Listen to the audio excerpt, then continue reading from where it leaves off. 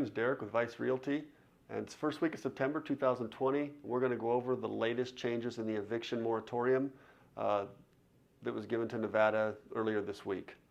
So we have an eviction moratorium that was extended for a third time until October 15th, 2020. There's three things that it basically covered.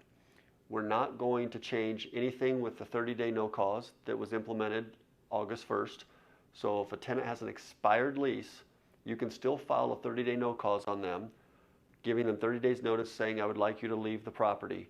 If they do not leave, you then file a 5-day detainer after that, and then that would become an eviction process. That's still currently legal, and there's nothing that's changed with that.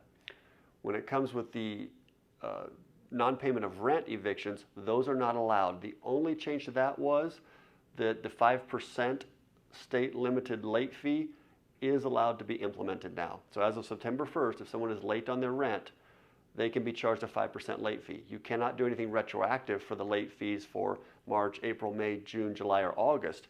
But starting in September, yes, you can. There's three things that the governor said would allow him to turn evictions back on. The first one was the court needs to create a mediation process. Right now, when you go to court, a judge will decide right there in court if you're evicted or not evicted. The court now wants a mediation process, so the governor does. He wants the court to create a mediation process. In that process, both sides sit together, a mediator sits there, and they try to work it out in some way. If that doesn't work, then you would go to court. So that's something that's going to become mandatory. The second thing is he said the unemployment claims that are behind in the state must be brought current. So all the people that have applied for unemployment that are waiting weeks, months for their unemployment to come through, those have to be brought current before eviction will be allowed.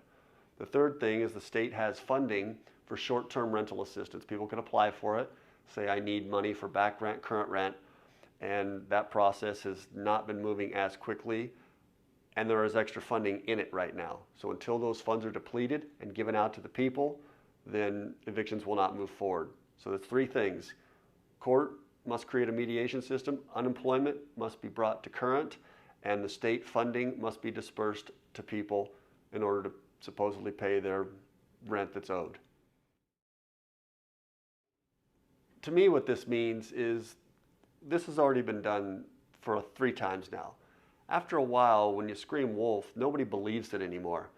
And me personally, I manage hundreds of properties. I own many, many properties.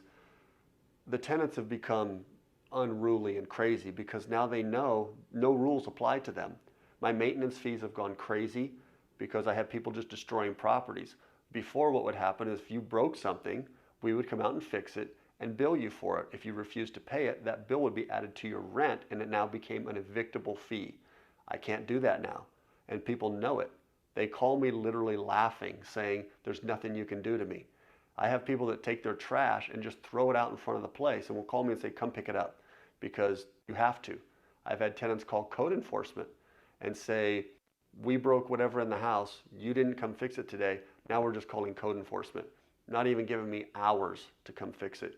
I've had tenants throw trash literally out their windows and then call code enforcement and say, look, the building's filthy outside, but I refuse to walk to the dumpster as a tenant and throw it away. It's getting out of control. And as this keeps moving forward, the tenants now are educating themselves and their friends. Here's what you can do to not have to pay rent, to not have to be held responsible for any damages that are occurring in your place. My maintenance costs have gone insane. This isn't about keeping people safe in their home. This is about the state pushing their burden off onto property owners and saying, we don't want to have the financial headache of taking care of these people.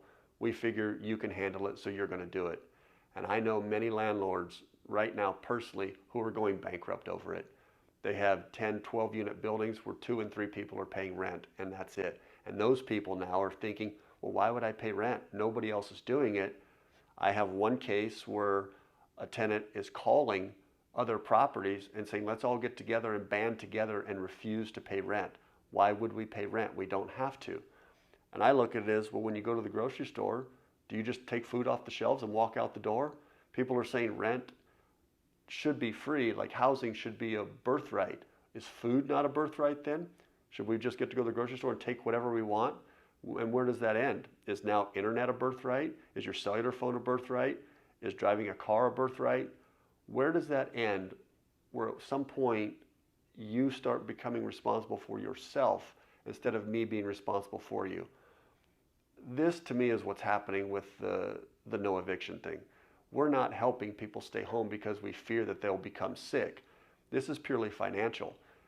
And the states don't want to take the burden of all of these people that are going to be kicked out. And I know the number's high. There'll be a lot of evictions for sure. But how many of these people over the course of the last 6 months would have been evicted anyway? I mean, factor that in. A lot of them would have been. And of all these people that actually are being taken to eviction, yes, the court will have the process. The paperwork will be filed. But a good majority of those people will somehow miraculously come up with that money. A lot of people are holding this money. A lot of people are spending it on frivolous things. Most of them will not go all the way through to eviction. These people will start paying that rent. Once they learn, they have to be held responsible. Because in Nevada, there's nowhere else to go. Our vacancy rate is 1%. So once you lose your place, you're stuck. There's nowhere to go. And they will find a way to pay that rent. This needs to end because it's placing a burden on landlords, the people who do go out, who do pay taxes, that do function in every way. And to place the burden on them under the guise of keeping them safe is really an egregious overstep of power by the states and the government.